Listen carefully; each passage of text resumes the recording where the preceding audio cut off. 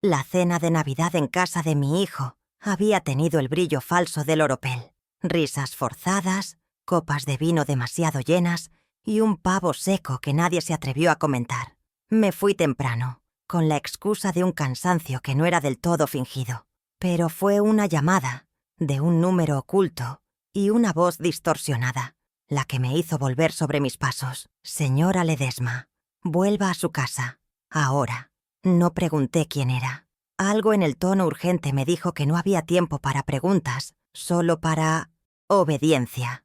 La puerta de mi hogar, en Los Fresnos 1240, la que siempre cierro con doble llave, estaba abierta. Un descuido impensable para mí, pero perfectamente lógico para quienes ya no me consideraban dueña de nada. El aire dentro estaba viciado, no por el humo, sino por la traición. En mi mesa de roble, donde por 40 años solo se habían firmado tarjetas de cumpleaños y tareas escolares, Álvaro Quintana, mi supuesto administrador, revisaba una carpeta azul. Sus dedos, pulcros y manicurados, pasaban por mis documentos como si fueran suyos. Camila, mi nuera, vestida con un rojo tan agresivo como su ambición, le indicaba a un hombre con una cámara qué cuadros fotografiar.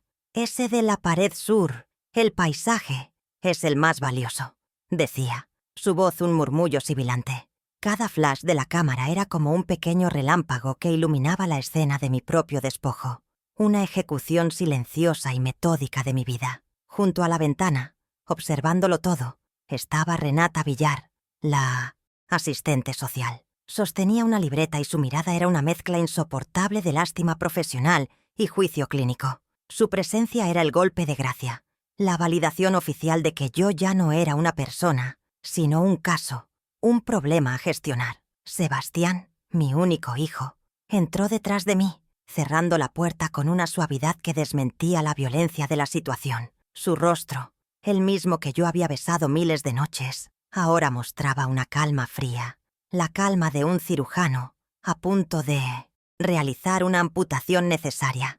¿Era yo el miembro gangrenado que debían extirpar para salvar el cuerpo familiar que ellos habían imaginado? Mamá, esto es por tu bien. Ya no puedes manejar estas cosas sola, dijo Sebastián. Sus palabras, ensayadas y vacías, flotaron en el silencio. No le respondí con gritos ni lágrimas. El shock había congelado cualquier reacción visceral, dejando solo una claridad helada. Mis ojos se fijaron en la carpeta azul que sostenía Álvaro. La etiqueta, impresa con pulcritud, decía: Fideicomiso Familia Ledesma. Mi voz, cuando finalmente salió, fue serena, casi un susurro, pero cortó el aire como un cristal. Yo todavía sé dónde guardo mis papeles, Sebastián. La batalla no se libraría con emociones, sino con memoria y método.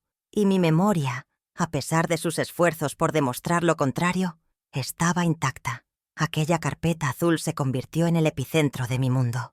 Era la prueba tangible de un plan que seguramente llevaba meses, quizás años, gestándose en las sombras de las cenas dominicales y los abrazos de cumpleaños. La presencia de la asistente social no era casual. Convertía una disputa familiar en una evaluación formal de mi capacidad mental. Cada gesto mío, cada palabra, sería anotada en esa libreta como evidencia de mi senilidad o de mi lucidez. Ellos apostaban por lo primero.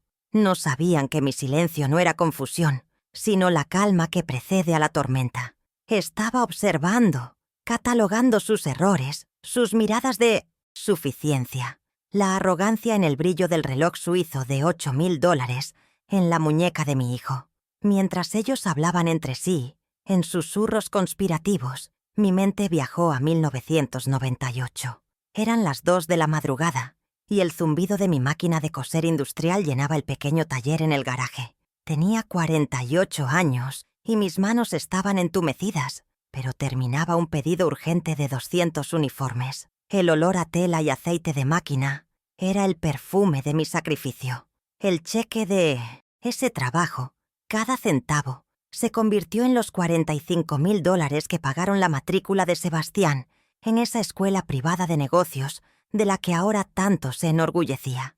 Recordaría él el sonido de esa máquina que le compró su futuro. Luego, un destello del año 2005. Estaba en una notaría. El sol de la tarde entraba por la ventana. iluminando el polvo que bailaba en el aire. Con un bolígrafo tembloroso, firmé la venta del terreno de 500 metros cuadrados que había heredado de mis padres en la costa. Era todo lo que me quedaba de ellos. Los $60,000 de esa venta no fueron para mi retiro, sino para financiar la ampliación de 80 metros cuadrados de la casa principal. La misma casa donde Sebastián y Camila vivían ahora. La misma casa desde la cual planeaban mi exilio. Cada ladrillo de su comodidad estaba cimentado con mis renuncias. Y el recuerdo más reciente, más amargo. 2018, en una sucursal del Banco Macro. El aire acondicionado era demasiado fuerte. Sebastián me había pedido que firmara como garante de un préstamo de $120,000 para su primera empresa. «Es solo una formalidad, mamá», me dijo, su mano sobre la mía. «Con tu historial, el banco no pone peros». Confié, como siempre. Firmé donde me indicó, sin leer la letra pequeña. Esa firma, un simple trazo de tinta, se había convertido en otra cadena. Una que ahora usaban para argumentar que mis finanzas eran un desastre y que necesitaban tomar el control para protegerme. La protección olía a engaño. Frases sueltas, dichas al pasar durante años, comenzaron a encajar como piezas de un rompecabezas macabro. «No te preocupes por los números, mamá. Nosotros nos encargamos». Esa frase, repetida hasta el cansancio, no era un gesto de cariño, sino una estrategia de aislamiento. Me apartaron de mis propias cuentas, de mis decisiones, hasta que me convirtieron en una extraña en mi propia vida financiera. Y cada vez que yo intentaba cuestionar una decisión, cada vez que pedía ver un extracto, la respuesta era siempre la misma, dicha con una sonrisa condescendiente por Camila. «Siempre fuiste tan emocional, Victoria». Me hicieron dudar de mi propio juicio. Una gota de veneno al día. Mi hijo, Sebastián Ledesma, con sus 45 años y su aire de éxito impostado, se creía el heredero natural no solo de mis bienes, sino de mi voluntad. Criado bajo la idea de ser el hombre de la casa, tras la muerte de su padre, confundió responsabilidad con derecho. Su mayor debilidad, la que yo conocía mejor que nadie, era su impaciencia y su desesperada necesidad de aparentar un éxito que aún no había consolidado. Ese reloj suizo en su muñeca no era un símbolo de su triunfo, sino del peso de sus deudas. Deudas que, como descubriría más tarde, estaba pagando con mi dinero. Camila Figueroa, mi nuera de 42 años, era la arquitecta de esta ambición. Su obsesión con la posición social era casi una enfermedad. Mi casa, mi dinero, mis modestas inversiones no eran para ella el legado de una vida de trabajo, sino un obstáculo, un capital estancado que le impedía tener la vida que creía merecer. Su camioneta Lexus RX 350, recién comprada y estacionada con arrogancia en mi entrada, era la prueba rodante de su codicia. Veía mi existencia como un inconveniente temporal en su plan de ascenso social. ¿Cómo podía yo competir contra el brillo de un auto nuevo?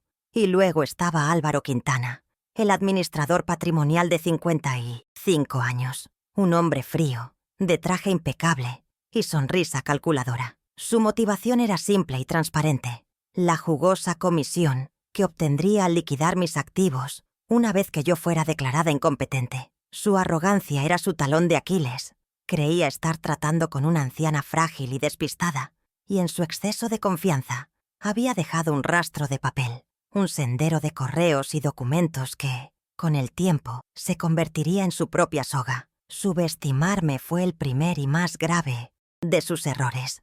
Esa noche, cuando finalmente se fueron, dejándome en una casa que se sentía profanada, supe que no podía enfrentar esto sola.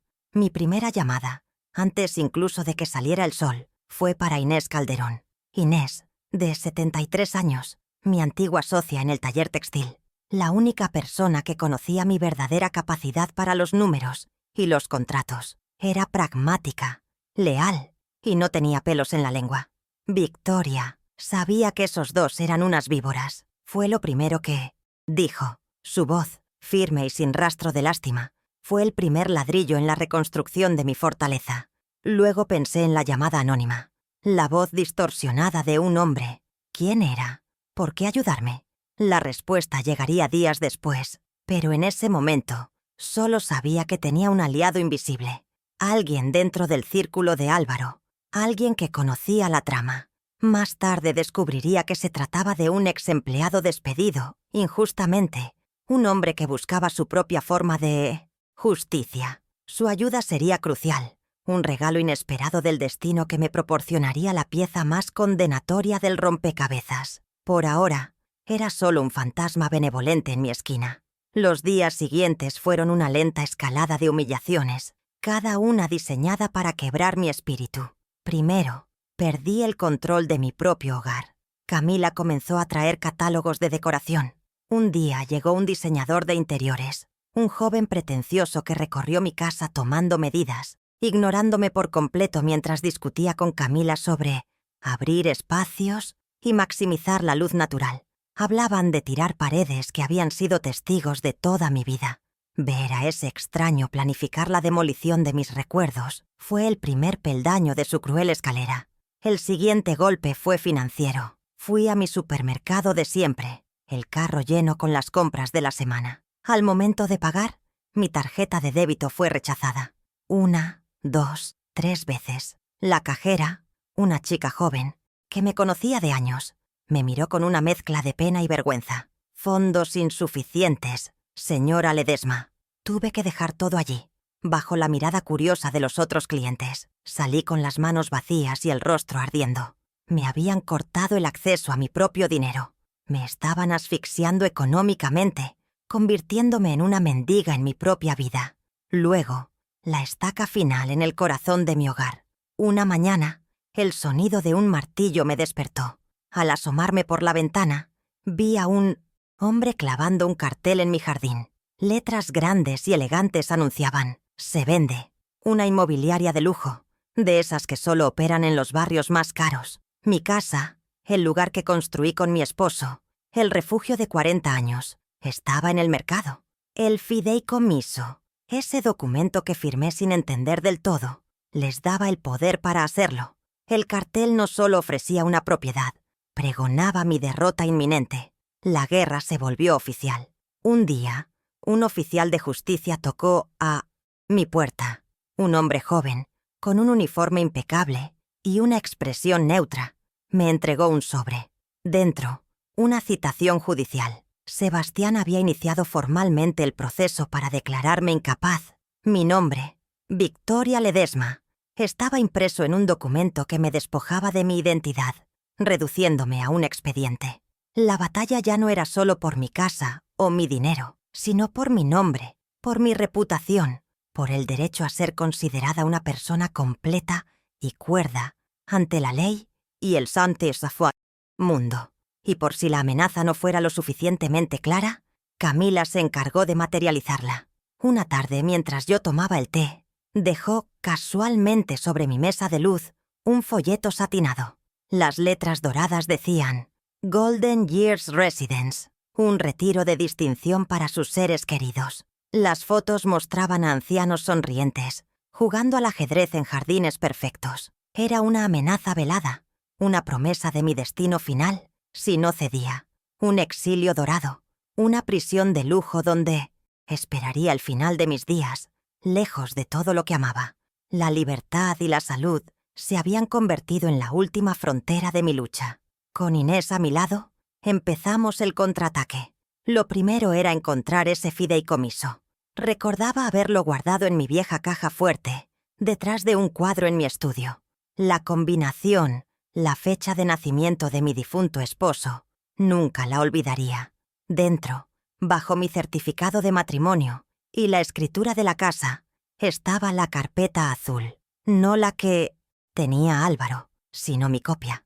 Nos sentamos en la mesa de la cocina, el sol de la mañana iluminando el documento, e Inés, con sus gafas de lectura en la punta de la nariz, encontró la daga escondida. La cláusula 12b. Las palabras eran un veneno legal cuidadosamente destilado. En caso de incapacidad médica declarada, la administración total y sin restricciones de todos los bienes y activos pasará a Sebastián Ledesma. Mi firma estaba al final de la página, clara y firme. Recuerdo el día que la puse allí. Sebastián me había dicho que era para simplificar los trámites. en el futuro. Pasé mi dedo por la línea del texto, sintiendo el relieve de la tinta. Mi firma era la llave. Le dije a Inés. Mi voz un murmullo ronco. Pero la cerradura era una trampa. El siguiente paso era seguir el rastro del dinero. Inés, que siempre fue más hábil con la tecnología, me ayudó a acceder a mi home banking, una herramienta que Sebastián y Camila me habían desalentado a usar, diciendo que era muy complicada para mí. En minutos, el desfalco se desplegó ante nuestros ojos. Transferencias mensuales, cada día 15, por exactamente $3.500 a una cuenta de la empresa de Sebastián. El concepto: adelanto de herencia. Un adelanto que yo nunca había autorizado. Un robo sistemático y silencioso. Mi jubilación, el fruto de mi trabajo, financiaba su arrogancia y sus lujos. Imprimimos cada extracto de los últimos 5 años. La pila de papeles sobre la mesa de la cocina crecía, convirtiéndose en un monumento a su engaño. Resaltamos cada transferencia con un marcador amarillo fluorescente, el color de la advertencia, de la traición. Ver esos números, uno tras otro, fue doloroso, pero también liberador. Ya no era una sospecha, una paranoia de vieja, como ellos querían hacerme creer. Era un hecho. Tenía la prueba. La duda había sido reemplazada por una certeza fría y cortante. Y con esa certeza nació un plan. Fue entonces cuando el anónimo volvió a contactarme. Esta vez no fue una llamada. Un sobre manila sin remitente apareció en mi buzón. Dentro, varias hojas de papel. Eran correos electrónicos impresos. Mi corazón latió con fuerza al leer el encabezado. De Álvaro Quintana, para Sebastián Ledesma. El asunto: cierre fiscal. Leí el cuerpo del mensaje, mis manos temblando ligeramente. Hay que acelerar el dictamen de incapacidad de Victoria antes del cierre fiscal para aprovechar el beneficio. La fecha del correo era del 15 de diciembre. 9 días antes de la humillación en mi casa. No era preocupación por mi bienestar. Era una conspiración con fecha límite. La prueba final la conseguiría yo misma. Necesitaba su voz, su propia confesión. Recordé haber leído sobre las leyes de grabación de consentimiento de una parte en nuestro estado. Era legal. Preparé la llamada con cuidado, sabiendo que solo tendría una oportunidad. Llamé a Camila con la excusa de preguntar por mi nieto. La conversación fue trivial al principio, hasta que, con una voz que simulaba una confusión inocente, mencioné la camioneta nueva. «Es preciosa, Camila. Debió costar una fortuna». Esperé, conteniendo la respiración. La respuesta de Camila fue la pieza que faltaba. Su voz, llena de una suficiencia que no pudo disimular, resonó clara en el teléfono mientras mi celular grababa cada sílaba. «Sebastián usó el fondo de inversión que tú le diste para el enganche. Era una oportunidad, ya sabes. Esos modelos se agotan rápido. El fondo de inversión que yo creía destinado a la educación de mi nieto. El enganche de su Lexus de $70.000. Colgué el teléfono, mi corazón martilleando. Escuché la grabación una y otra vez. La onda de audio en la pantalla de mi celular era la prueba irrefutable. Su codicia tenía su propia voz. La última pieza del arsenal era más simbólica, pero igualmente poderosa.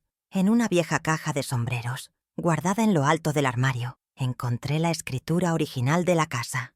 El papel amarillento, con sus sellos antiguos y su caligrafía elegante. Olía a historia, a mi historia.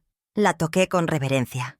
Demostraba sin lugar a dudas que la propiedad era 100% mía, comprada y pagada con el trabajo de mi esposo y el mío, sin cargas, sin hipotecas a nombre de ellos. Las raíces de este hogar eran mías, profundamente ancladas en mi pasado, y nadie, absolutamente nadie, podría arrancarlas. Con todas las pruebas reunidas en una carpeta, no azul, sino de un sobrio color gris, sentí que el poder comenzaba a cambiar de bando.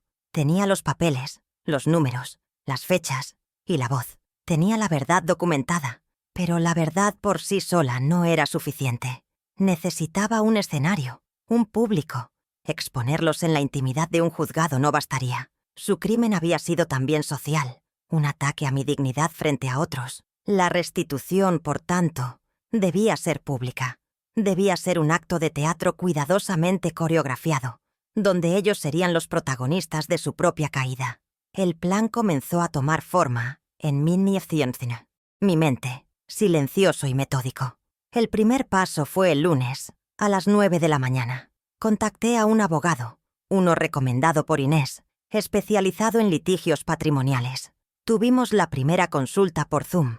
Desde mi estudio, con la cámara de mi laptop encendida, le mostré cada prueba, una por una. El abogado, un hombre serio y de pocas palabras, escuchó en silencio. Al final, asintió lentamente. «Señora Ledesma», dijo, «tenemos un caso muy sólido de administración fraudulenta y abuso de confianza». Por primera vez en días, sentí una oleada de esperanza. El martes fue un día de acción encubierta. Mientras Sebastián y Camila estaban en sus trabajos, ajenos a mi incipiente rebelión, fui al banco. No a mi sucursal habitual, sino a una en el centro, donde nadie me conocía. Con la documentación que mi abogado me había preparado, solicité copias certificadas de los últimos 5 años de todos los movimientos de mis cuentas. La empleada del banco me miró con curiosidad, pero procesó la solicitud sin preguntas. Pasé el resto del día en casa, escaneando cada página, cada extracto, cada recibo, creando un archivo digital impecable. La organización era mi arma secreta. El miércoles por la tarde, a las 6, ejecuté la parte más delicada, la llamada grabada a Camila. Mi corazón latía con fuerza mientras marcaba su número.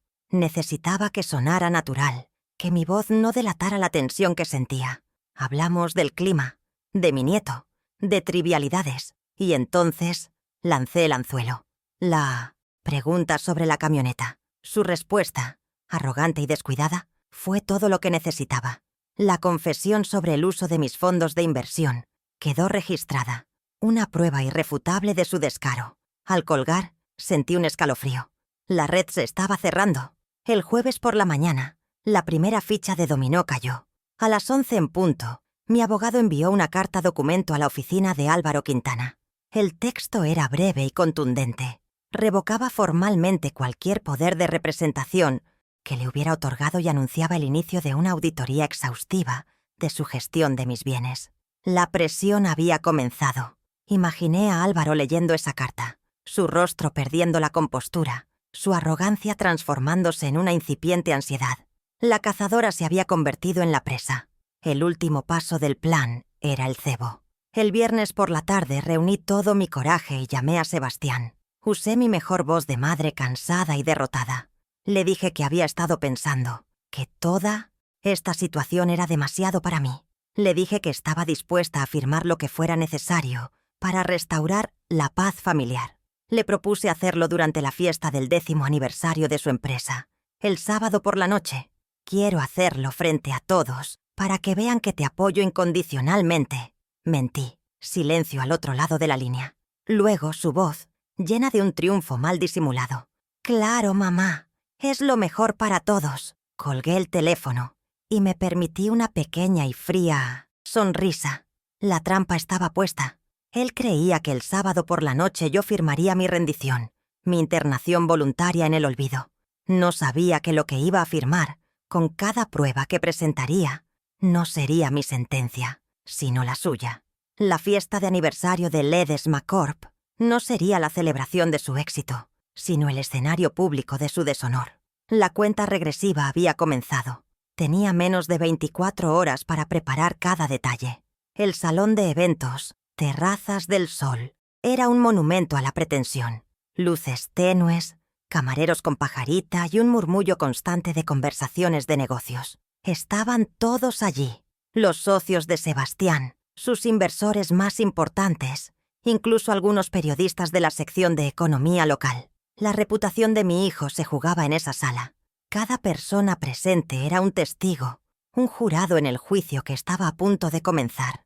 Yo llegué sola, vestida con un sencillo traje de chaqueta color marfil. Mi calma contrastaba con la euforia forzada del ambiente. Sebastián me recibió en la puerta con un abrazo que se sintió como el de una serpiente.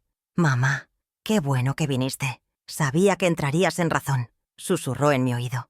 Le sonreí, una sonrisa enigmática que no supo interpretar. Durante la primera hora, actué mi papel a la perfección. Saludé a la gente, acepté una copa de agua y escuché los discursos vacíos. Observé a Camila, radiante, moviéndose entre los invitados como la reina de la noche. Observé a Álvaro, que me evitaba la mirada, su nerviosismo apenas disimulado.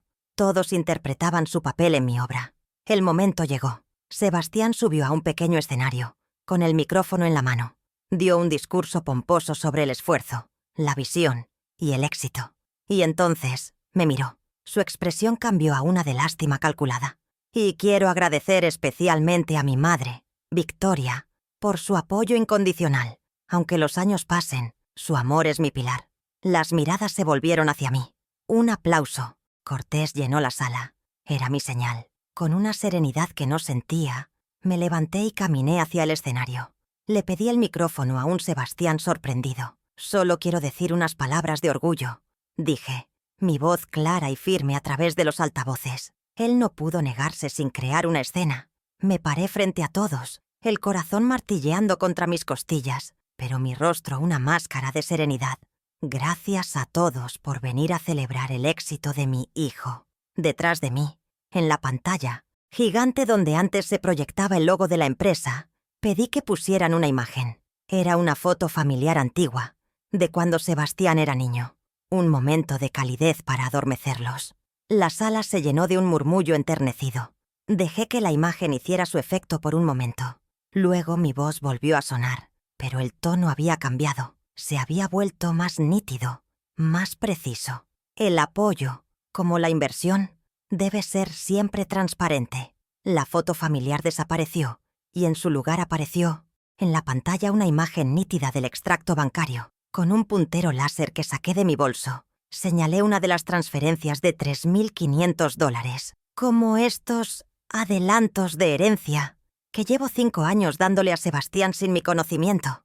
El silencio que cayó sobre la sala fue absoluto. Pude ver el rostro de Sebastián palidecer, el de Camila congelarse en una mueca de horror. No les di tiempo a reaccionar. Continué, mi voz implacable. Y las grandes decisiones como comprar un Lexus de $70.000 también deben ser consensuadas. Saqué mi celular y lo conecté a un pequeño parlante Bluetooth que había traído. Apreté play. La voz de Camila, clara y arrogante, resonó en todo el salón. Sebastián usó el fondo de inversión que tú le diste para el enganche. Era una oportunidad, ya sabes. El jadeo colectivo de los invitados fue música para mis oídos. Finalmente mis ojos se encontraron con los de Álvaro Quintana, que intentaba escabullirse hacia la salida. «Y el cuidado de un ser querido», dije, mi voz bajando a un tono grave y sentencioso. «Nunca, jamás debe tener un calendario fiscal». Levanté en alto la copia impresa de su correo electrónico, sosteniéndola para que todos la vieran, aunque no pudieran leerla. Especialmente cuando se planea acelerar una declaración de incapacidad para aprovechar un beneficio antes del cierre del año. La conspiración estaba expuesta. La verdad, cruda y documentada, había destruido su fiesta.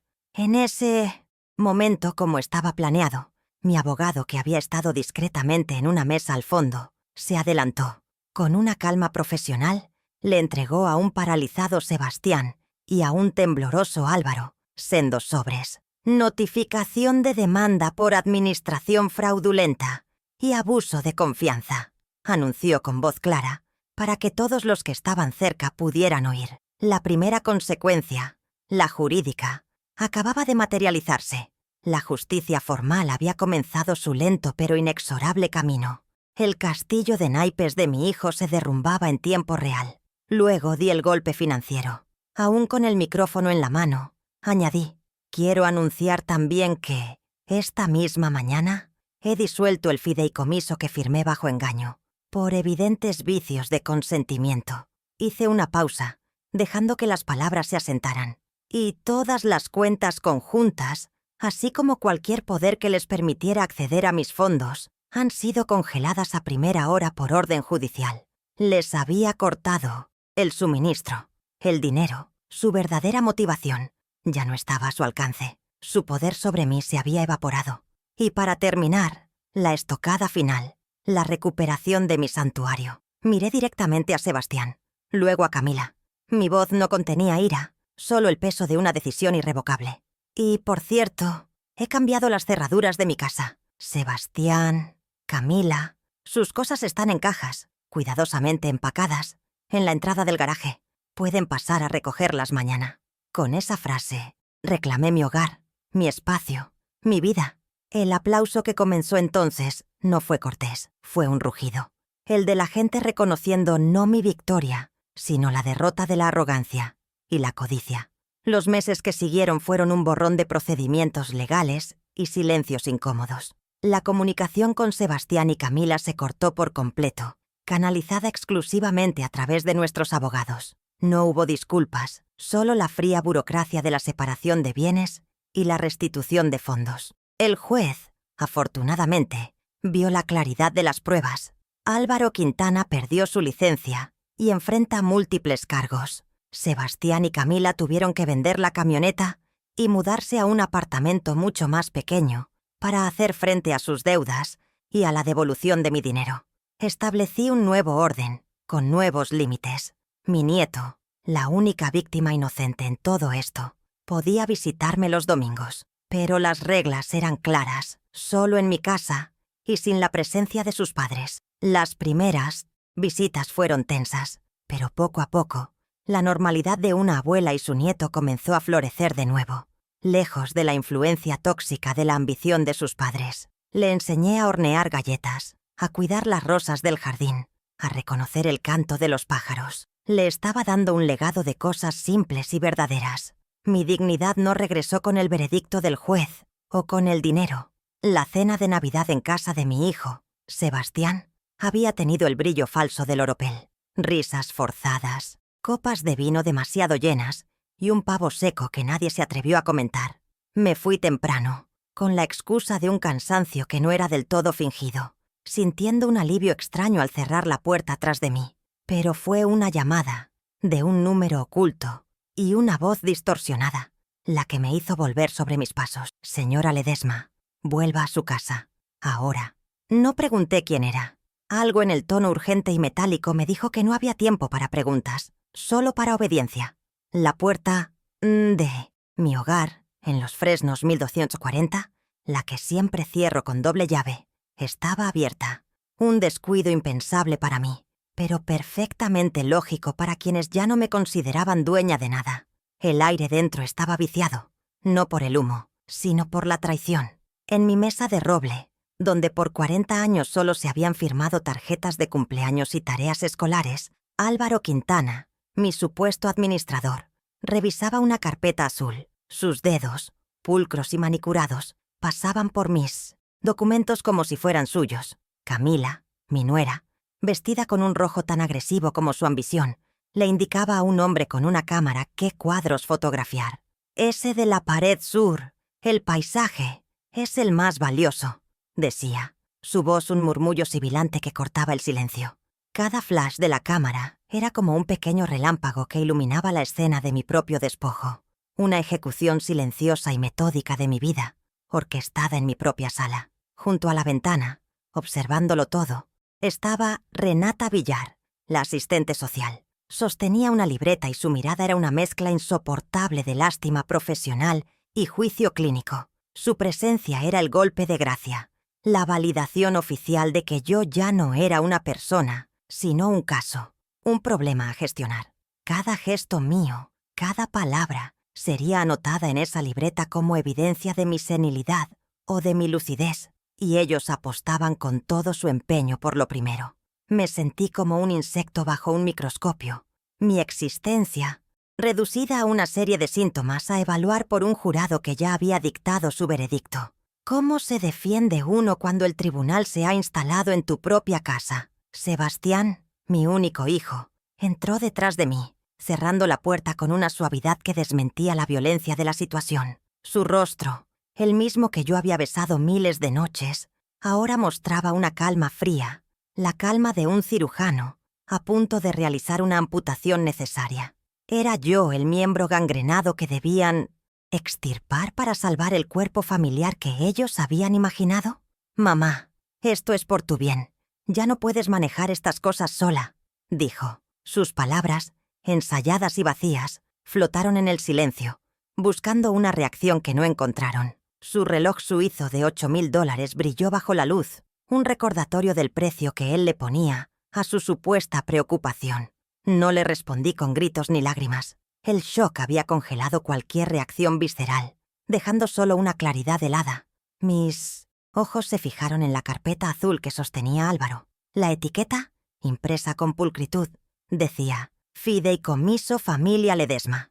Ese era el nombre de mi sentencia, el título de mi desposesión.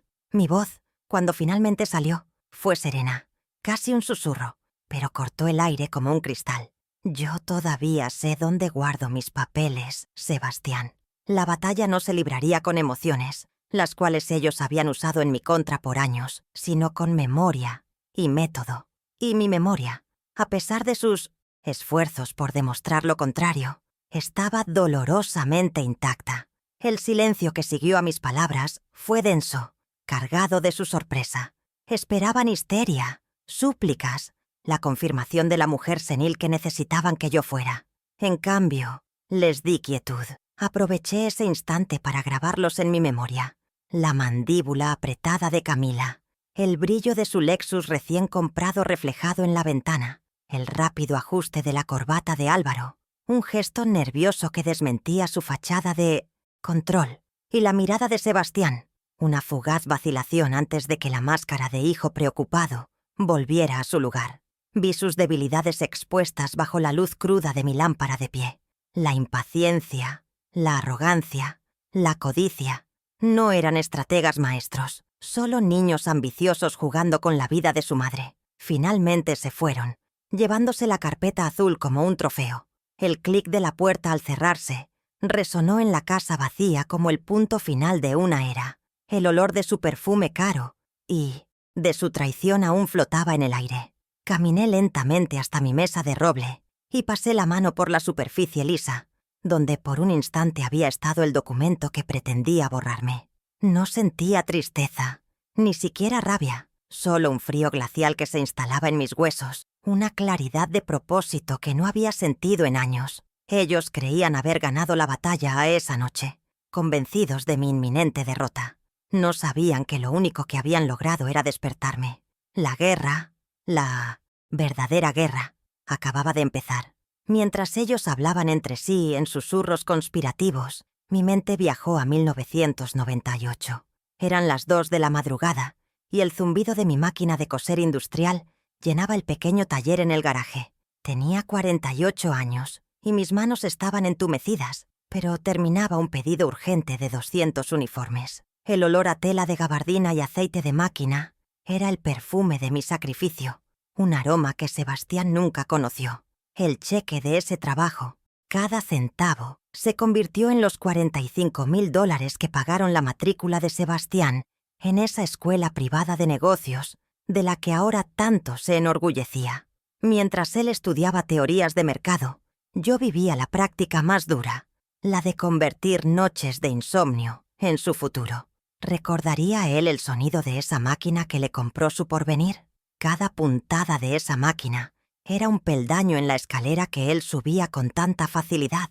Yo no leía libros de economía, pero entendía perfectamente el valor de la inversión a largo plazo. Invertí mi vista, mi espalda y mis madrugadas en su educación, creyendo que sembraba en tierra fértil. Veía sus fotos en el anuario, sonriente, con su toga y birrete, y sentía que cada hora de agotamiento había valido la pena. Ahora, en el silencio profanado de mi sala, me daba cuenta de que él solo había aprendido la parte de la lección que hablaba de activos y pasivos, y en su contabilidad yo me había convertido en un pasivo que debía ser liquidado para maximizar los beneficios. La ironía era tan afilada que casi podía sentirla físicamente. Luego, un destello del año 2005. Estaba en una notaría.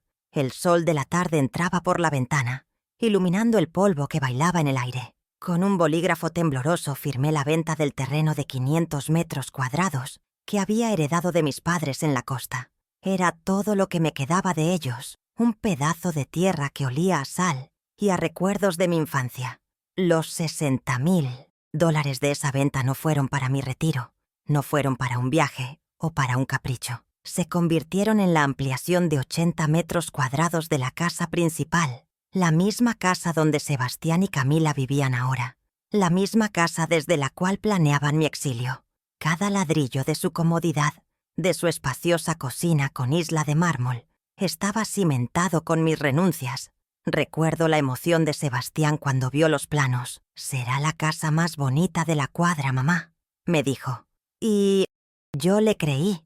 Creí que estaba construyendo un hogar para la familia, un refugio para las generaciones futuras. No entendí que solo estaba construyendo un escenario para la ambición de Camila, un activo más en su portafolio de apariencias. Vendí mi pasado para financiar su presente, y ahora ellos pretendían usar ese mismo presente para borrar mi futuro. ¿Cómo puede uno dormir tranquilo en una habitación cuyas paredes están hechas del sacrificio de su propia madre? O quizás, para ellos, ese era precisamente el secreto de su comodidad, la ignorancia voluntaria, el olvido como estrategia de vida. Y el recuerdo más reciente, más amargo. 2018. En una sucursal del Banco Macro. El aire acondicionado era demasiado fuerte. Un frío artificial que se me metía en los huesos. Sebastián me había pedido que firmara como garante de un préstamo de $120,000 para su primera empresa, Ledesma Corp. «Es solo una formalidad, mamá», me dijo, su mano sobre la mía, cálida y tranquilizadora. «Con tu historial impecable, el banco no pone peros», confié, como siempre. Firmé donde me indicó, sin leer la letra pequeña, porque la palabra de mi hijo, en ese entonces, era más vinculante que cualquier contrato. Esa firma, un simple trazo de tinta, se había convertido en otra cadena, una que ahora usaban para argumentar que mis finanzas eran un desastre. Ellos mismos habían creado el nudo que ahora pretendían usar para ahorcarme. Ese préstamo, que yo había garantizado con el valor de mi casa, fue el inicio de una serie de maniobras financieras que nunca me explicaron del todo.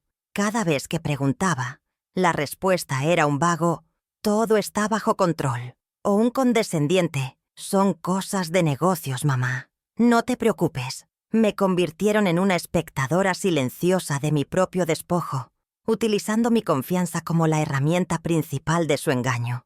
El frío de aquella sucursal bancaria no era nada comparado con el hielo que ahora sentía en mi corazón al comprender la premeditación de cada uno de sus actos. La formalidad se había convertido en una trampa perfectamente diseñada. Frases sueltas, dichas al pasar durante años, comenzaron a encajar como piezas de un rompecabezas macabro. «No te preocupes por los números, mamá. Nosotros nos encargamos». Esa frase, repetida hasta el cansancio, no era un gesto de cariño, sino una estrategia de aislamiento deliberado.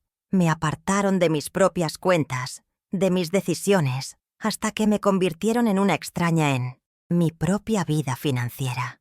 Delegué el control, creyendo que les aliviaba una carga, cuando en realidad les estaba entregando las llaves de mi propia jaula.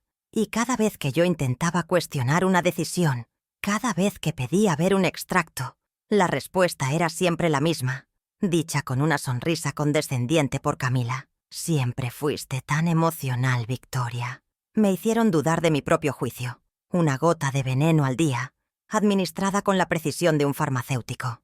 Mi intuición, esa que me había permitido construir un negocio desde cero, era ahora tildada de paranoia de vieja. Mis preguntas, antes consideradas inteligentes, ahora eran confusión. Construyeron una narrativa a mi alrededor, la de una mujer frágil, emocionalmente inestable e incapaz de manejar su propia vida.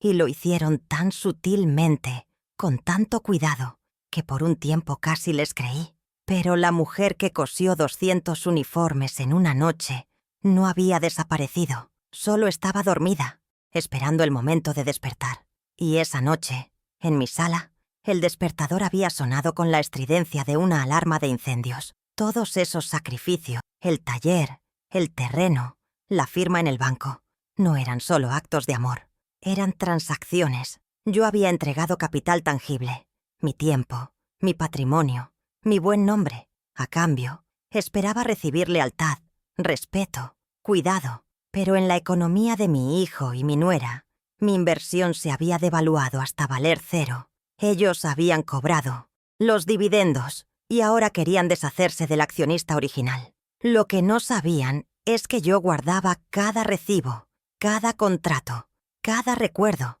Mi memoria no era un archivo de sentimentalismos, era un libro de contabilidad. Y la auditoría, la verdadera auditoría de nuestras vidas, estaba a punto de comenzar. La deuda que tenían conmigo no se pagaría con dinero, sino con la verdad. Con Inés a mi lado, empezamos el contraataque en la quietud de mi cocina, que ahora se sentía como un cuarto de guerra. Lo primero era encontrar ese fideicomiso, el arma que ellos habían blandido contra mí. Recordaba haberlo guardado en mi vieja caja fuerte, oculta detrás de un cuadro de paisajes marinos en mi estudio. La combinación, la fecha de nacimiento de mi difunto esposo, 24 de abril de 1945, nunca la olvidaría.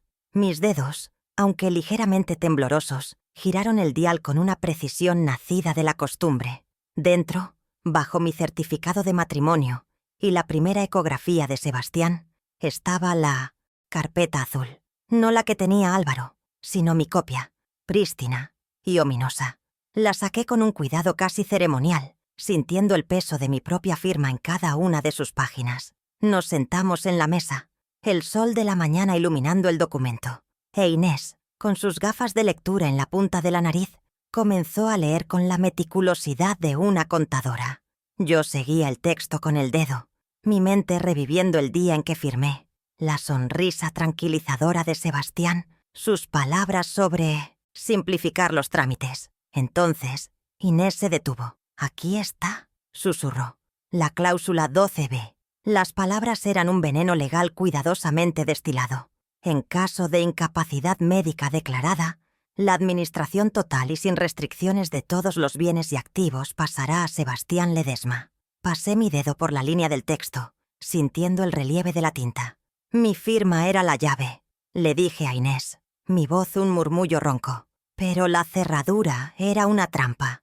El siguiente paso era seguir el rastro del dinero, la verdadera sangre que bombeaba en el corazón de su traición.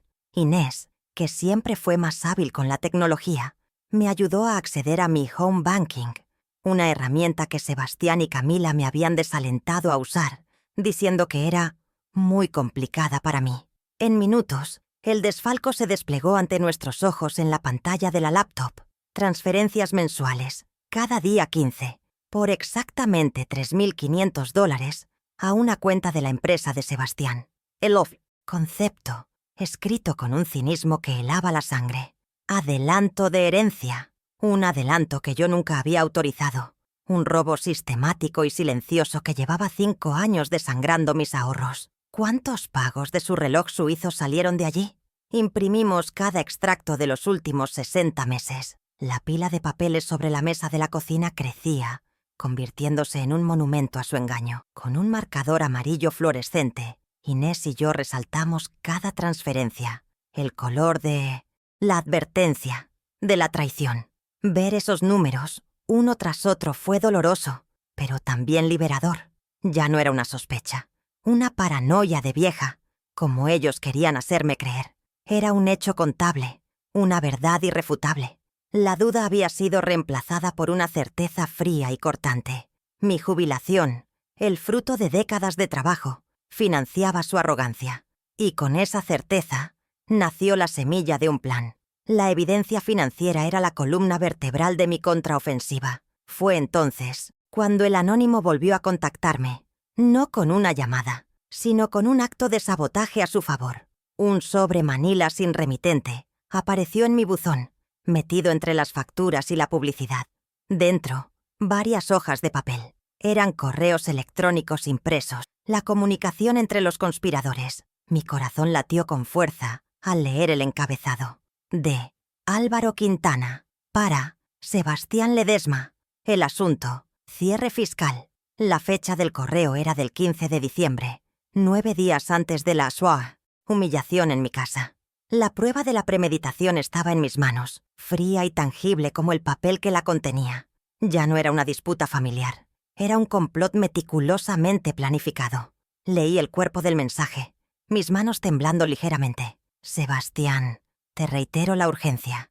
Hay que acelerar el dictamen de incapacidad de Victoria antes del cierre fiscal para aprovechar el beneficio impositivo sobre la liquidación de los activos. La asistente social ya está alineada.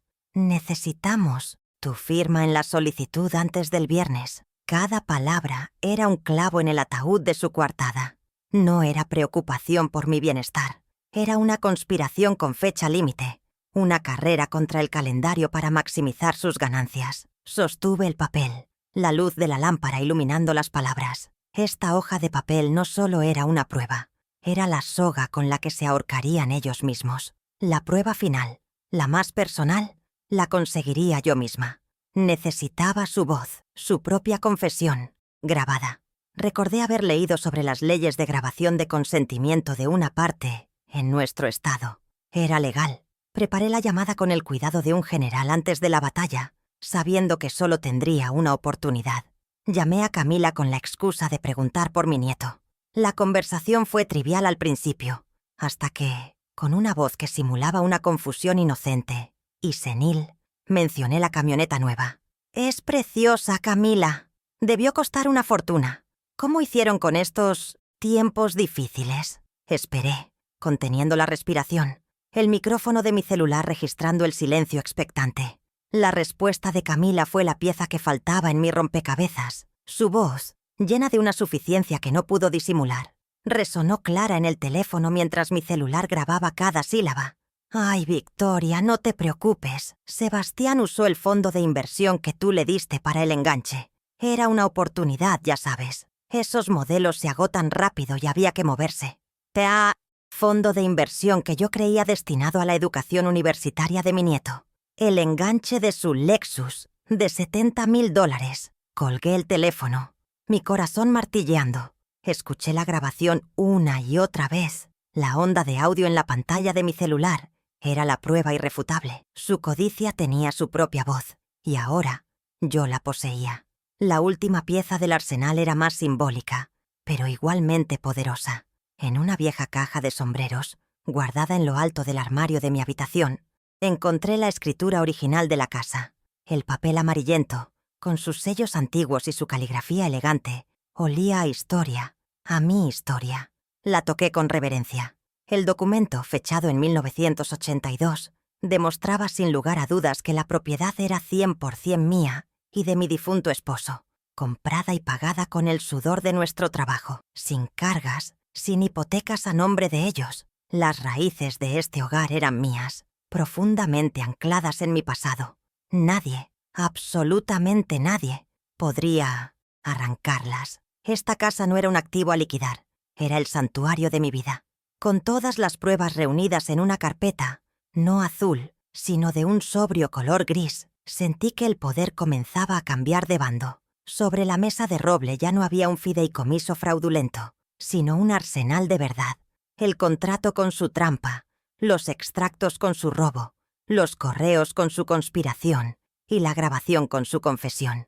Tenía los papeles, los números, las fechas y la voz. Tenía la verdad, documentada.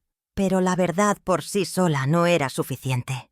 Exponerlos en la intimidad de un juzgado no bastaría. Su crimen había sido también social, un ataque a mi dignidad frente a otros. La restitución, por tanto, debía ser pública. Solo necesitaba el escenario perfecto, y sabía exactamente cuál sería. El plan comenzó a tomar forma en mi mente, silencioso y metódico, como las puntadas de una costura invisible que uniría cada pieza de su traición.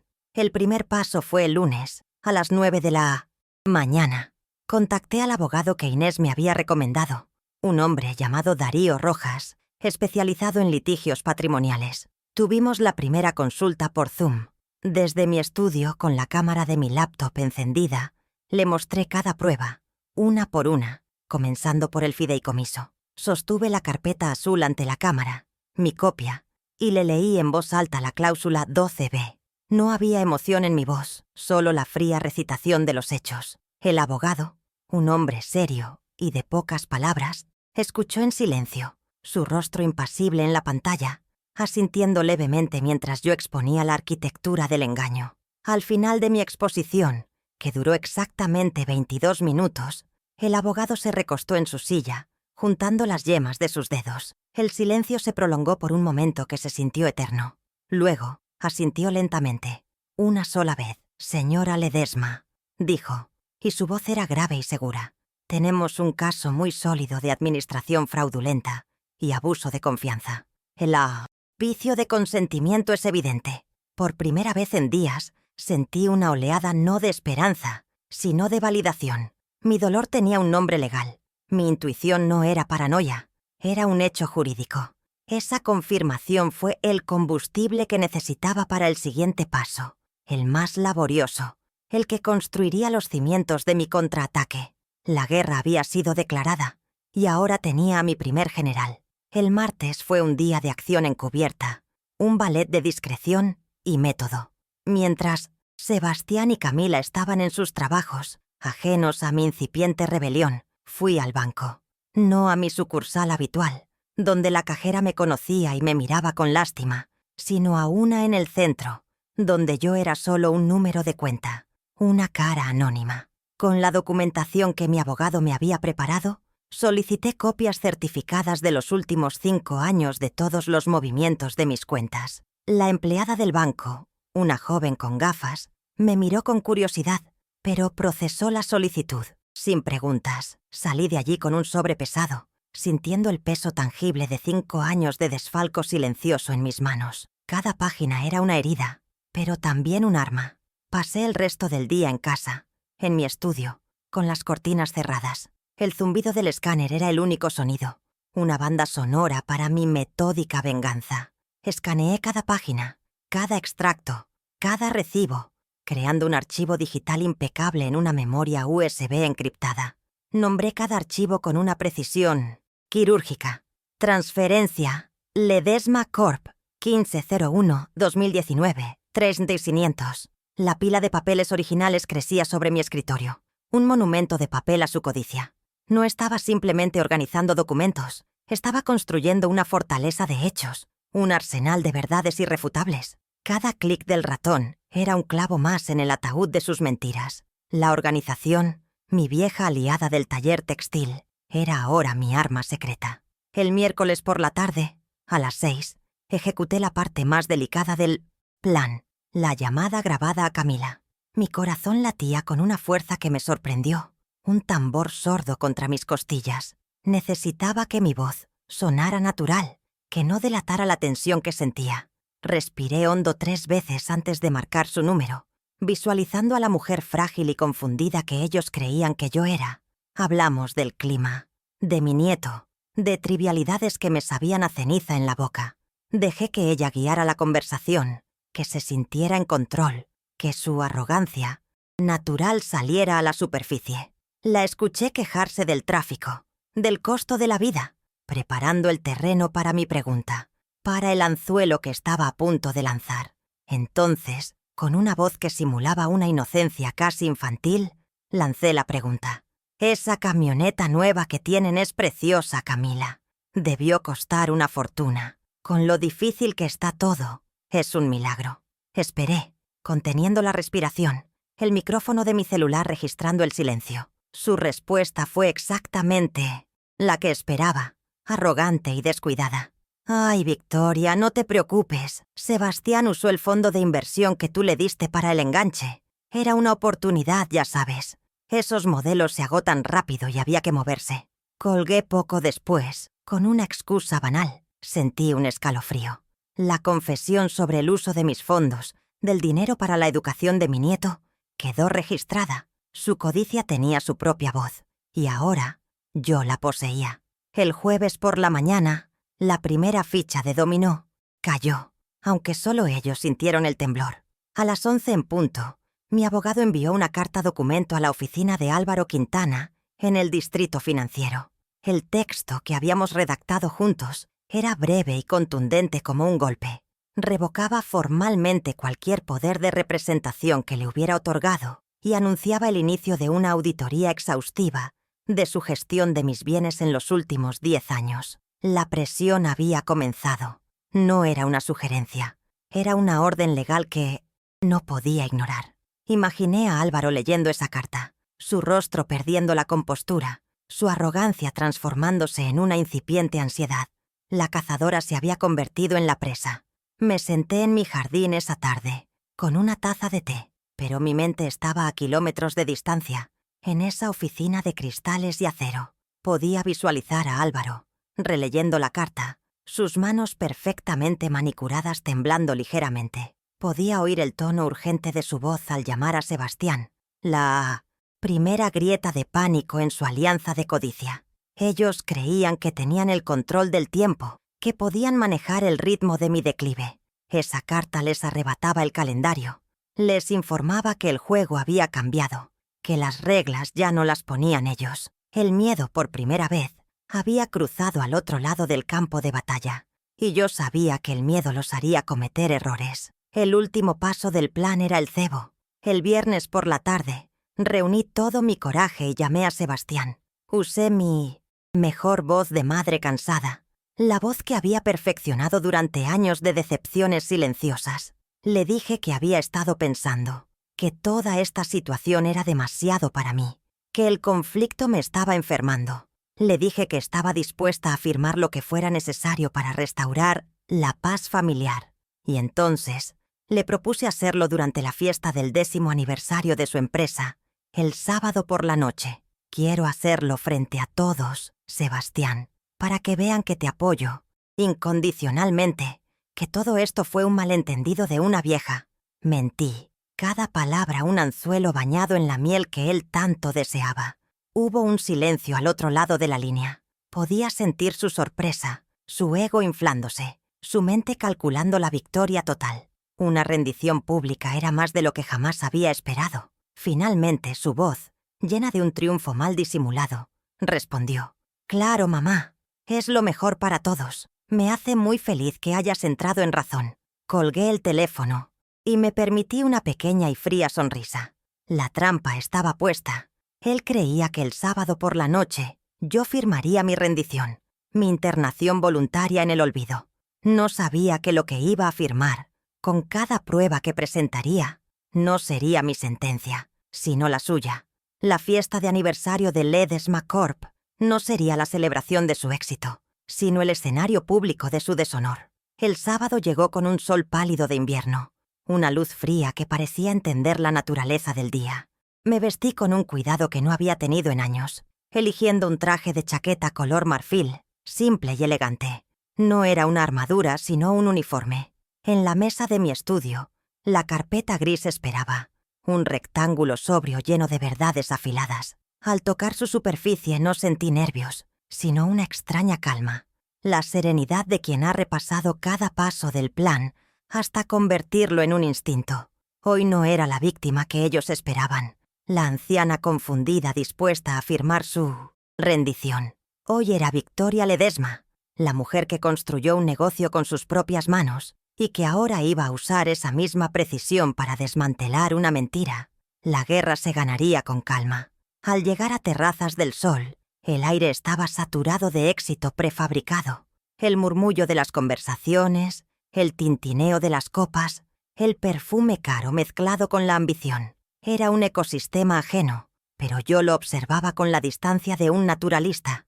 Vi a Sebastián, radiante, su reloj de $8.000 capturando destellos de luz mientras estrechaba manos. Vi a Camila, envuelta en un vestido de seda azul que seguramente costó más que mi primer pedido de uniformes, moviéndose como la reina de un reino construido sobre mis cimientos. Y vi a Álvaro, a su lado, con una sonrisa que no le llegaba a los ojos. Eran los protagonistas de una obra, sin saber que yo había reescrito el último acto. Permanecí un momento en la entrada, invisible, dejando que su arrogancia alcanzara su punto máximo antes de mi intervención. Fue Camila quien me vio primero. Se acercó con un andar calculado, su sonrisa una obra de arte de la condescendencia. «Victoria, qué bueno que viniste. Estábamos preocupados», mintió con una facilidad pasmosa. «Traje los papeles, están en mi bolso. Después del discurso de Sebastián, podemos firmar todo discretamente y terminar con este malentendido. Así finalmente podrás descansar». Su mano se posó brevemente en mi brazo, un gesto que pretendía ser de consuelo, pero que se sentía como el de un carcelero. La miré a los ojos, manteniendo mi expresión serena, y respondí con una voz suave pero clara, para que los que estaban cerca pudieran oír. Por supuesto, Camila. Vine a poner cada cosa en su lugar. Esta noche es para la transparencia. Su sonrisa vaciló por una fracción de segundo. Entonces la vi. Una oportunidad inesperada. Un regalo del destino. Renata Villar, la asistente social, estaba cerca de la barra, conversando con uno de los socios de AF. Sebastián. Su presencia aquí era la prueba final de su complicidad. Antes de que Camila pudiera detenerme, me dirigí hacia ella con pasos firmes. Señorita Villar, qué sorpresa encontrarla aquí, en un evento social, dije, mi voz lo suficientemente alta para cortar las conversaciones cercanas. Su rostro profesional se tensó. Quería agradecerle su visita el otro día. Fue muy esclarecedora. Me ayudó a darme cuenta de que necesitaba poner mis asuntos en orden. De hecho, mañana a primera hora, tengo una reunión con mi abogado para revisar en detalle ese fideicomiso que usted presenció. El silencio a nuestro alrededor se hizo palpable. El efecto fue inmediato. La palabra abogado colgó en el aire como una amenaza. Renata Villar balbuceó una respuesta incoherente, su compostura rota. Algunos invitados cercanos dejaron de hablar y nos miraron con una curiosidad repentina. La narrativa que ellos habían construido con tanto cuidado, la de la anciana senil que necesitaba protección, acababa de recibir su primera fisura pública. Desde el otro lado del salón, vi cómo el rostro de Álvaro perdía todo color y cómo Sebastián dejaba a medias una frase con un inversor. Su plan dependía de mi silencio, de mi sumisión, y yo acababa de demostrarles, con una sola frase, que el silencio se había terminado. El miedo, por primera vez, estaba en sus ojos. Sebastián y Álvaro se acercaron rápidamente, su pánico mal disimulado con sonrisas forzadas. Mi hijo me puso un brazo sobre los hombros, un gesto posesivo y condescendiente. «Mamá, por favor, no molestes a nuestros invitados con estos temas aburridos», dijo, intentando guiarme hacia una mesa apartada. Pero yo no me moví. Anclé mis pies al suelo y lo miré fijamente. Luego a Álvaro. Mi mirada no contenía ira, solo una certeza helada que pareció desarmarlos. «No estoy molestando a nadie, Sebastián. Solo estoy siendo cortés». Retiré su brazo de mi hombro con un gesto lento y deliberado. El poder acababa de cambiar de manos, y todos, en ese pequeño círculo, lo sintieron. Él ya no podía moverme a su antojo. El ambiente a mi alrededor había cambiado sutilmente. Un hombre mayor, a quien reconocí como uno de los principales inversores de Sebastián, me miró con una nueva expresión, una mezcla de sorpresa y respeto. Las esposas de otros socios susurraban entre ellas, lanzándome miradas furtivas. Ya no era la pobre madre de Sebastián, una figura decorativa y senil. Me había convertido en una incógnita, en una fuerza a tener en cuenta. Esta pequeña victoria pública no había revelado mis pruebas, pero había destruido su principal arma, la percepción de mi debilidad. Había sembrado la duda, y en un mundo basado en las apariencias como el suyo, la duda es un veneno mortal. La balanza, por primera vez, comenzaba a inclinarse a mi favor. Mientras Sebastián me conducía, ahora con menos seguridad, a una mesa en un rincón, me permití saborear el momento. No había sido un estallido, sino una punción precisa, como la de una aguja de coser perforando una tela gruesa. Sentía su miedo, su desconcierto. Por primera vez en años, no sabían qué iba a hacer a continuación, y esa incertidumbre era mi nuevo poder. Tomé un sorbo de agua, mi mano perfectamente firme. Observé el casi imperceptible temblor en la mano de Álvaro, mientras se ajustaba la corbata por tercera vez en un minuto. La venganza, me di cuenta, no era un plato que se sirve frío. Era un proceso lento de cocción, y ellos apenas comenzaban a sentir el calor.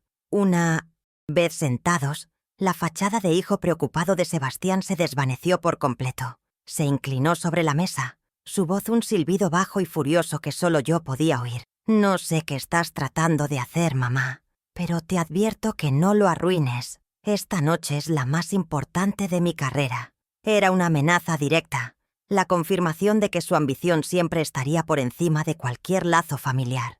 No me inmuté. Lo miré con la misma calma con la que había enfrentado tantas noches de Trabajo solitario. Te equivocas, le respondí en un susurro igual de bajo. Es importante para mí también, Sebastián.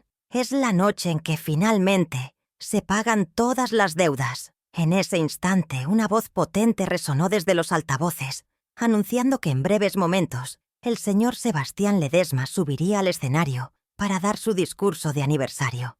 Mi hijo se levantó, recompuso su rostro en una máscara de éxito y se dirigió hacia la pequeña tarima. Lo vi caminar, ajeno a qué se dirigía, no a su coronación, sino a su propia guillotina. Alisé la chaqueta de mi traje, sintiendo bajo mis dedos el contorno de la carpeta gris que guardaba en mi bolso. Las luces del salón se atenuaron. La multitud guardó silencio. Todos los ojos estaban puestos en el escenario. Mi escenario. La preparación había terminado. La ejecución estaba a punto de comenzar.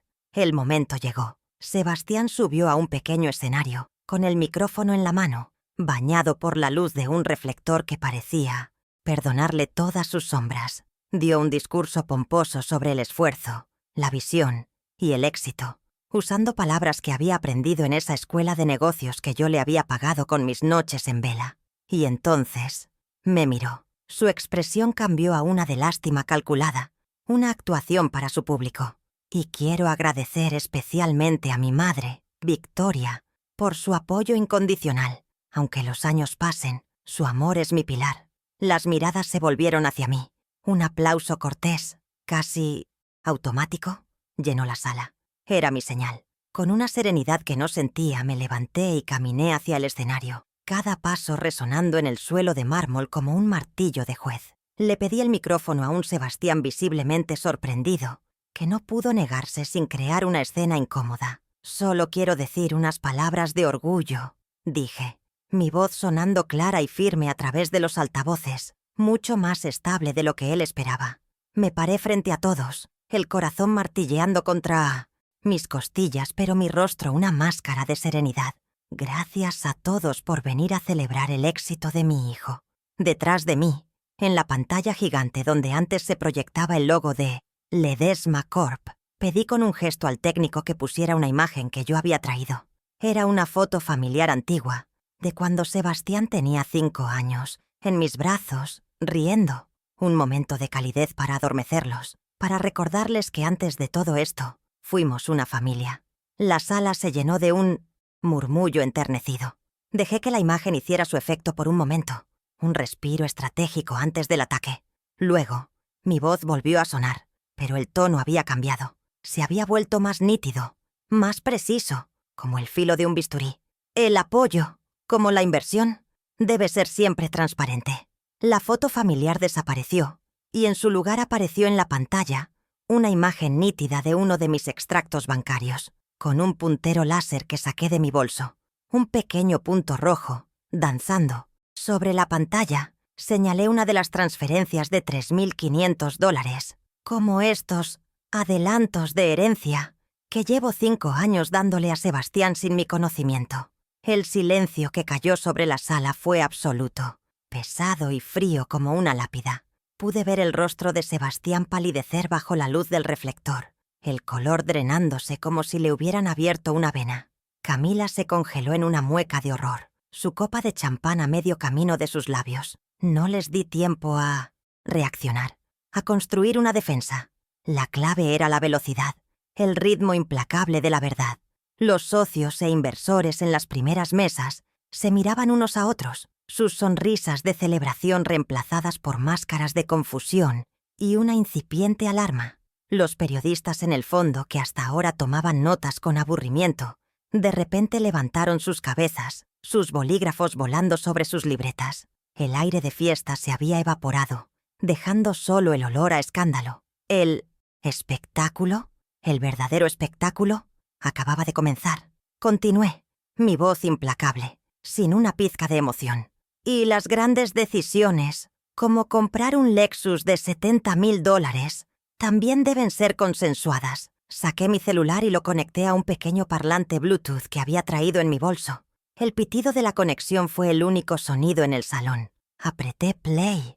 La voz de Camila, clara y arrogante, resonó en todo el salón, amplificada y sin escapatoria. Sebastián usó el fondo de inversión que tú le diste para el enganche. Era una oportunidad. Ya sabes, el jadeo colectivo de los invitados fue música para mis oídos. Vi a Camila llevarse una mano a la boca, sus ojos fijos en mí con una mezcla de odio y pánico. Su estatus social, construido con tanto esmero, se desmoronaba sílaba a sílaba. Finalmente mis ojos se encontraron con los de Álvaro Quintana, que intentaba escabullirse hacia la salida, moviéndose entre las mesas como una rata, buscando una grieta en la pared. Y el cuidado de un ser querido, dije, mi voz bajando a un tono grave y sentencioso, un tono que lo clavó en el sitio. Nunca, jamás, debe tener un calendario fiscal. Levanté en alto la copia impresa de su correo electrónico, sosteniéndola para que todos la vieran, aunque no pudieran leerla desde la distancia. Especialmente cuando se planea acelerar una declaración de incapacidad para aprovechar un beneficio antes del cierre del año. La conspiración estaba expuesta. La verdad, cruda y documentada, había destruido su fiesta y su futuro. En ese momento, como estaba planeado, mi abogado, Darío Rojas, que había estado discretamente en una mesa al fondo, se adelantó, con una calma profesional que contrastaba violentamente con el caos emocional de la sala. Caminó con paso firme hacia el escenario. Con un movimiento preciso, le entregó a un paralizado Sebastián y a un tembloroso Álvaro sendos sobres timbrados. Notificación de demanda por administración fraudulenta y abuso de confianza, anunció con voz clara, para que todos los que estaban cerca pudieran oír. La primera consecuencia, la jurídica, acababa de materializarse. La justicia formal había comenzado su lento pero inexorable camino, y su primera parada era esta fiesta de mentiras. El murmullo en la sala se convirtió en un zumbido de shock. Luego, di el golpe financiero. Aún con el micrófono en la mano, añadí, mi voz resonando sobre el creciente murmullo. Quiero anunciar también que esta misma mañana he disuelto el fideicomiso que firmé bajo engaño por evidentes vicios de consentimiento. Hice una pausa, dejando que las palabras se asentaran, que cada inversor en la sala entendiera las implicaciones de tratar con un hombre que le mentía a su propia madre. Y todas las cuentas conjuntas, así como cualquier poder que les permitiera acceder a mis fondos, han sido congeladas a primera hora por orden judicial. Les había cortado el suministro, el dinero, su verdadera motivación, el motor de su lujoso estilo de vida. Ya no estaba a su alcance. Su poder sobre mí se había evaporado. Y para terminar, la estocada final, la recuperación de mi santuario. Miré directamente a Sebastián, luego a Camila. Mi voz no contenía ira, solo el peso de una decisión irrevocable, la calma de una puerta que se cierra para siempre. Y por cierto, he cambiado las cerraduras de mi casa. Sebastián, Camila, sus cosas están en cajas, cuidadosamente empacadas, en la entrada del garaje. Pueden pasar a recogerlas mañana, después de las 10. Con esa frase, reclamé mi hogar, mi espacio, mi vida. El cartel de «Se vende» sería retirado por la mañana.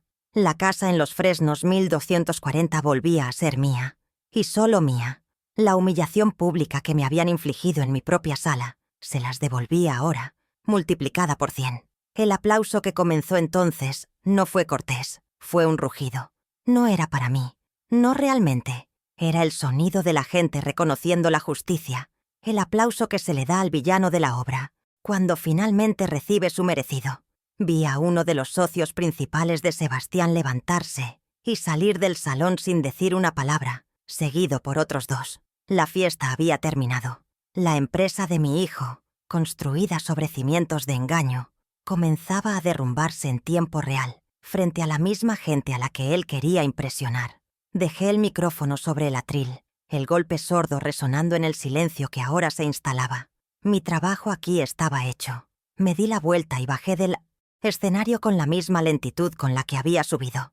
No miré a Sebastián ni a Camila. No necesitaba ver su derrota.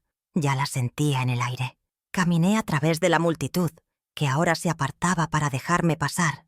No con lástima, sino con una especie de respeto atónito. Sentí sus miradas sobre mí, pero no me importaron. Por primera vez en mucho tiempo, la única opinión que me importaba era la mía. Al llegar a la salida no miré hacia atrás. Abrí la puerta y salí a la noche fría, dejando atrás el desastre de sus vidas, respirando por primera vez el aire puro y limpio de mi libertad recuperada. Mientras el taxi me llevaba a casa, a mi verdadera casa, vi el reflejo de mi rostro en la ventanilla. No vi a una anciana frágil y derrotada. Vi a una mujer de 72 años que había luchado su última y más importante batalla. Vi a Victoria Ledesma, la dueña de su destino. La carpeta gris descansaba en mi regazo, ya no como un arma, sino como un testimonio. El silencio dentro del auto era profundo, pero no era un silencio de soledad, sino de paz. Una paz que yo misma había forjado, puntada por puntada, prueba por prueba. Estaba volviendo a casa, y por primera vez en mucho tiempo, sabía que al llegar estaría sola, pero no abandonada. Estaría completa. Los meses que siguieron fueron un borrón de procedimientos legales y silencios incómodos. La comunicación con Sebastián y Camila se cortó por completo, canalizada exclusivamente a través de nuestros abogados, fríos correos, electrónicos y documentos timbrados que hablaban el idioma de la restitución. No hubo disculpas, solo la fría burocracia de la separación de bienes. El juez, afortunadamente, vio la claridad de las pruebas. Álvaro Quintana perdió su licencia y enfrenta múltiples cargos que probablemente lo mantendrán ocupado por el resto de su vida profesional. Sebastián y Camila, despojados del flujo constante de mi dinero, tuvieron que vender la camioneta Lexus y mudarse a un apartamento mucho más pequeño en Milciesmyrno, las afueras, para hacer frente a sus deudas y a la devolución de los fondos que me habían sustraído. Su castillo de naipes, construido con mi sacrificio, se había derrumbado con un solo soplo de verdad. La ausencia de su presencia en mi vida fue, al principio, un vacío abrumador. El teléfono no sonaba los domingos por la mañana. No había más cenas forzadas ni conversaciones llenas de segundas intenciones. Pero ese vacío, lentamente, se transformó en un espacio de serenidad. Ya no vivía en un estado de alerta constante, analizando cada palabra en busca de la mentira oculta. La casa, que durante meses se había sentido como un territorio ocupado, comenzó a respirar de nuevo, a llenarse con el sonido de mis propios pensamientos. Aprendí a distinguir entre la soledad, que es una carencia, y la paz, que es una plenitud. La paz no necesitaba el ruido de otros para existir, solo requería la ausencia de traición, y esa ausencia era ahora mi mayor lujo, mi posesión más preciada.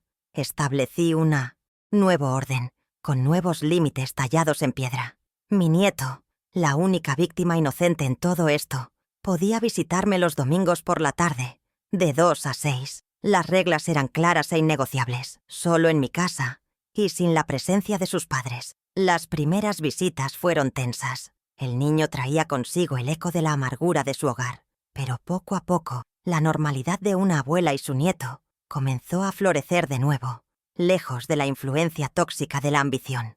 Le enseñé a hornear galletas de avena, a cuidar las rosas del jardín, a reconocer el canto de los zorzales. Le estaba dando un legado diferente, uno que no se mide en metros cuadrados ni en saldos bancarios, sino en momentos de genuina conexión.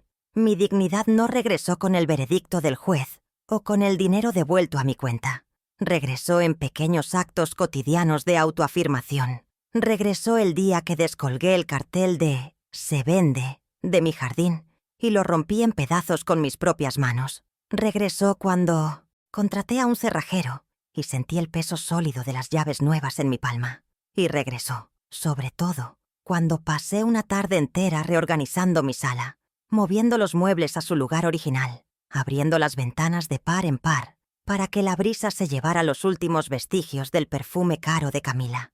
Cada objeto que volvía a su sitio era una pieza de mi propia identidad que recuperaba. La casa dejó de ser un activo en disputa para volver a ser, simplemente, mi hogar. Un sábado por la mañana subí al ático y abrí la puerta de mi antiguo taller, un cuarto que no había visitado en años. El polvo cubría todo como un sudario y el olor a tela guardada y a aceite seco me golpeó con la fuerza de un recuerdo. Allí estaba, en un rincón, mi vieja máquina de coser Singer, silenciosa y paciente. Pasé una semana entera limpiando y organizando ese espacio. Aceité los engranajes de la máquina, ordené los hilos por colores y desempolvé los viejos patrones. El zumbido familiar de la máquina, al volver a la vida, fue como escuchar una parte de mi propia alma que creía perdida. El taller ya no era un recordatorio de sacrificios pasados, sino un símbolo de mi resiliencia, la prueba de que mis manos todavía sabían cómo crear. Durante una de sus visitas dominicales, llevé a mi nieto al taller. Sus ojos se abrieron con curiosidad ante el universo de telas y carretes de colores. Le mostré cómo enhebrar la aguja, cómo guiar la tela bajo el prensatelas con suavidad. Sus pequeñas manos, torpes, al principio aprendieron a seguir la línea recta que yo había dibujado. Mientras la máquina zumbaba, creando una costura perfecta, entendí que le estaba enseñando mucho más que a coser. Le estaba enseñando sobre la paciencia, sobre la satisfacción de crear algo con tus propias manos, sobre el valor de un trabajo bien hecho. Era un legado de competencia y autoestima, un antídoto contra la cultura de la apariencia y el dinero fácil que sus padres representaban. Mi rutina matutina cambió por completo. Ahora, en lugar de esperar una llamada que me dictara el día, me siento en mi escritorio con una taza de té y mi laptop. Reviso mis propias finanzas. Estudio el mercado de valores con una curiosidad que me sorprende a mí misma y gestiono mis inversiones. He abierto una pequeña tienda online donde vendo manteles bordados y cojines de diseño, creaciones únicas que nacen en mi taller renovado. No es un gran negocio, pero es mío. Cada venta, cada comentario positivo de un cliente es una reafirmación de mi valor, de mi capacidad para generar mi propio sustento y mi propio propósito. La mujer que ellos intentaron borrar del mapa ahora firma sus propias facturas y traza su propio futuro. He vuelto a ver a Inés, no como una aliada en tiempos de guerra, sino como la amiga que siempre fue. Nos reunimos los jueves para almorzar. Hablamos de nuestros nietos, de política, de los libros que estamos leyendo. A veces, le pido consejos sobre mi pequeña tienda online, y ella, con su mente afilada de siempre, me da ideas brillantes. Su lealtad incondicional durante la crisis fue un faro, un recordatorio de que las verdaderas relaciones no se basan en la sangre o en los contratos, sino en el respeto mutuo y la confianza ganada a pulso. En su compañía, he redescubierto la alegría de una conversación sin agendas ocultas, la calidez de una amistad que no pide nada a cambio más que la reciprocidad del afecto. A veces, por la noche, cuando la casa está en silencio, pienso en Sebastián. No siento odio, ni siquiera la rabia fría que me impulsó durante la batalla. Siento una profunda y serena tristeza por el hombre en que se convirtió, por el hijo que perdí mucho antes de que intentara despojarme de todo. Me pregunto en qué momento confundió el amor con la posesión, el cuidado con el control. Quizás nunca lo sepa, pero he aceptado que no es mi responsabilidad entenderlo, ni perdonarlo. Mi única responsabilidad ahora es conmigo misma, con la mujer que soy hoy, la que aprendió a poner un límite donde antes solo había un sacrificio sin fin. El amor que le di fue incondicional, pero mi respeto ya no lo es. La casa ahora tiene un silencio diferente. Ya no es el silencio tenso de la espera, ni el silencio vacío de la soledad. Es un silencio lleno de vida. Es el zumbido de mi máquina de coser, el tecleo de mis dedos sobre la laptop, el murmullo de la radio mientras cocino. Los domingos se llena con la risa de mi nieto y el olor a galletas recién horneadas. He aprendido a habitar este silencio, a disfrutarlo como una sinfonía de mi propia autonomía. Es el sonido de la paz, una paz que no me fue dada, sino que fue conquistada. Una paz que defendí con cada prueba, con cada palabra, con cada decisión firme. Es el sonido de una vida que me pertenece por completo. Miro a mi alrededor, a mi casa ordenada, a las rosas que florecen en mi jardín, al diploma de un curso de finanzas online que acabo de completar y que he colgado en la pared de mi estudio. Cada detalle es un testimonio de mi renacimiento. Ya no soy la víctima de una conspiración familiar, ni la anciana frágil que ellos intentaron fabricar. Soy la arquitecta de mi propia vida, la administradora de mi patrimonio y la guardiana de mi paz. El poder que recuperé no reside en el dinero de mi cuenta bancaria, sino en la certeza de saber quién soy y lo que valgo, independientemente de la opinión de los demás. La mayor victoria no fue exponerlos, sino redescubrirme a mí misma. He aprendido que el amor no da derecho a la propiedad y que la sangre no garantiza la lealtad. Durante demasiado tiempo, creí que darlo todo era la máxima expresión de afecto, sin darme cuenta de que estaba enseñando a otros que yo no necesitaba nada a cambio. La noche de la fiesta no recuperé solo mi casa o mi dinero. Recuperé mi voz y el derecho a usarla para decir no. El respeto no se hereda, se gana, y el mío a partir de hoy ya no está en venta.